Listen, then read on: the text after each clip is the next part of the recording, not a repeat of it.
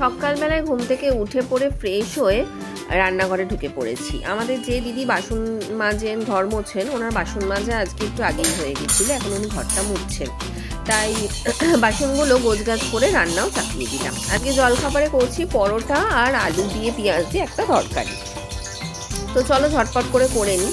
ঠান্ডাটা আজকে যা মনে হচ্ছে জানো তো একটু কম, অন্যদিন যেরকম বাইরেটায় বেশ ভালো হাওয়া দেয়, আজকে হাওয়াটা অনেকটাই কম, সেই কারণে ঠান্ডার আমেজটাও একটু কম লাগছে, আমার তো অন্তত তাই মনে হচ্ছে।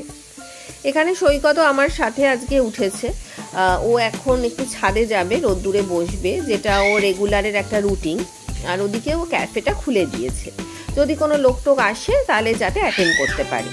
আর মনি এদিকে তোমার সকালের দিকে বেশ কিছুটা পরিষ্কার করা হয়ে গেছে, এখন ঘরটা পরিষ্কার করছে।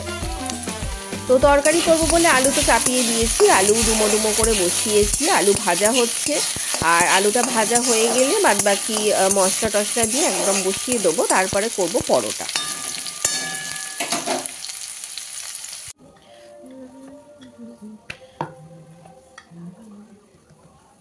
জেনে নিলে আমার হাতের পরোটাটা আমার শ্বশুরবাড়িতে সবাই বেশ ভালোই বাসে। আসলে আমি একদম ওই অনেকটা তেল দিয়ে বা ছাঁকা তেলে পরোটা ভাজি না, আমি পরোটাটা একটু সেঁকে ভাজি। এটা তোমাদের আমি ব্লগে আগেও বলেছিলাম, যারা মোটামুটি আমার ব্লগ দেখো তারা জানবে যে পরোটা আমি সেঁকে তারপরে সামান্য একটু তেল ছড়িয়ে নিয়ে ভাজি। এতে কি হয়, তোমার ওই তেলে ভাবটাও থাকে না, পরোটাটা খেতেও ভালো লাগে। আর এইদিকে মটরশুঁটি দিয়ে আলু দিয়ে তরকারি বসানো হয়ে গেছে, তরকারিটা ফুটছে, হয়ে গেলে নামিয়ে নেব।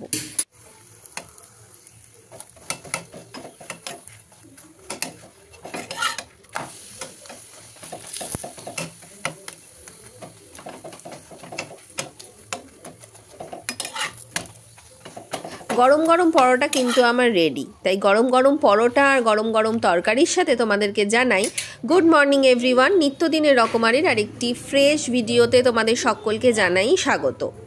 জলখাবার রেডি হয়ে গেছে, আর এদিকে আমার শ্বশুরমশাইও চলে এসেছেন, 4টে বাটিতে জলখাবারের যে তরকারি তুলেও নিয়েছি।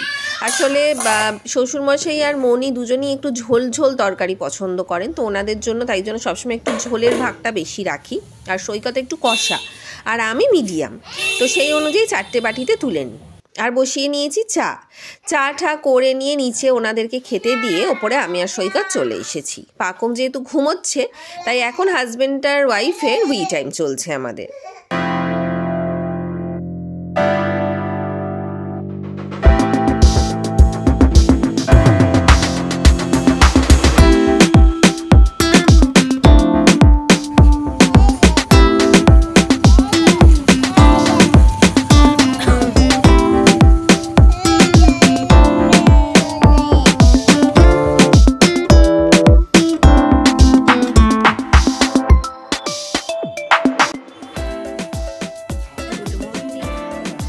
ছাওয়াটাতে বসো, আমরা একটা শেড দিয়ে নিয়েছি।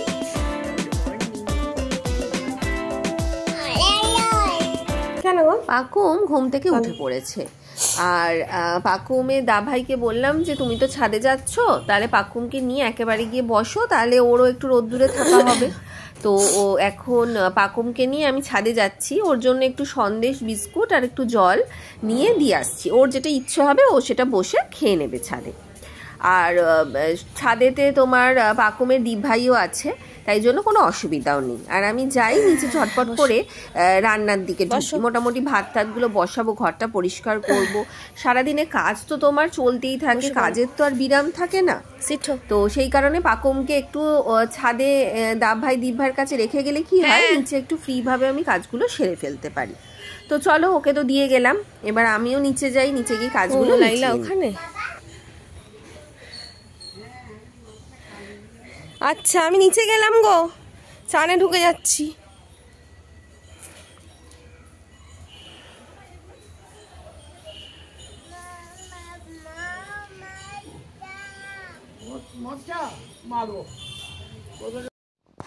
চান টান করে এসে একদম রান্নাঘরে ঢুকে পড়েছি, এখনো মাথা আঁচড়ানো হয়নি।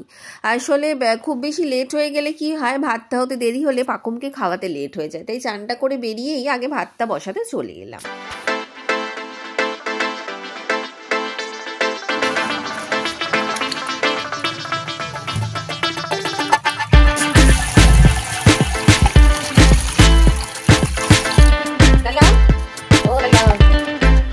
ভাত বসানো হয়ে গেছে, এবার চলো তাড়াতাড়ি করে ঘরটা গুছিয়ে নিই। ওই বিভিন্ন ভিডিওতে আগে দেখতাম যেরকম চুটকি মারলেই দেখাচ্ছে ঘর গোছানো হয়ে গেল, কিন্তু বাস্তবে তো সেটা হয় না। দেখো চুটকি মারলাম, কিছুই হলো না, তো চলো গুছিয়ে নিতেই হবে। গোছানোর ফাঁকে পাকুমকে ছাদ থেকে নিয়েছি, পাকুম একেবারেই আর থাকবে না ছাদে। তো ওনার এখন খুব ইচ্ছে হচ্ছে সান্তা ক্লজের টুপিটা পরেছে, টুপিটা পরে এখন ওর খেলা চলছে। গান গাইতে পারছো না? আহা টমাটার লালিলা, কি পরেছো মাথায়? টুপি? টুপি পরেছো? টুপি না, টুপি পরেছো? টুপি পরেছো লালিলা? কেন নিচ্ছ ওটাকে? কেন নিচ্ছ? কি করবে ওটা দিয়ে? আমাকে মারবে? আমায় মারবে লালিলা? ও মা গো,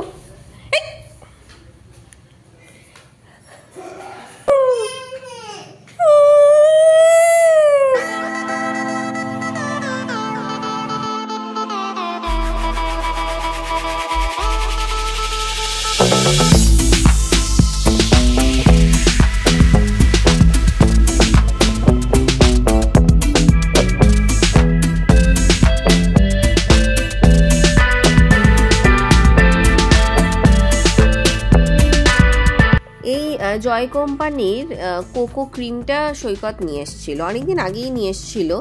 ভীষণ অল্প ইউজ করতে হয় আর ফ্রেগনেন্সটা এত সুন্দর, তো তোমরা কিন্তু ট্রাই করতে পারো।